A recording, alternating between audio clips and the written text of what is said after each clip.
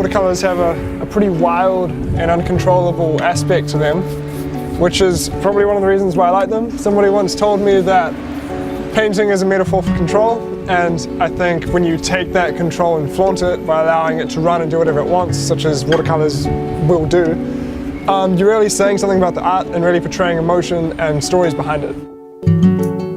The influences in particular for this piece were definitely caught between traditional street art and traditional watercolor paintings, in which case I focused a lot on the face, on the eyes, just on the detail and the focus there, as I would normally in a watercolor portrait. But when it comes to the tattoos on the outside, I've tried a more of a graffiti street art kind of style. Yes, I'm definitely an Ed Sheeran fan. When his first album came out, that was probably when I first started painting, so I remember I used to paint while listening to the album. Because he writes such emotional music, it's good to channel into emotional paintings. So for him coming to Dunedin, with him being probably the biggest pop star on the planet right now, I think that's a great example of how Dunedin can handle, such an event like that. How people see that from the outside, I think that's definitely going to be good for Dunedin and recognizing the city as a prominent city in the world. Yeah, if Ed Sheeran came and saw the piece, that would be pretty crazy.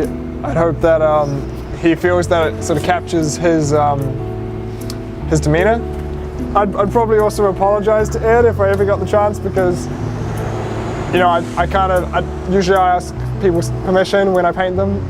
Whereas this case, I just found a picture on Google and went crazy, let alone painting it on a wall 5 by 4 meters big.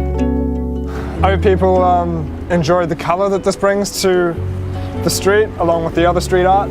Although there's not a lot of meaning in particular behind this piece, I think it'll also serve as a nice reminder to, historically what we're going through now as a city. What's so good about street art is that it's accessible to everybody.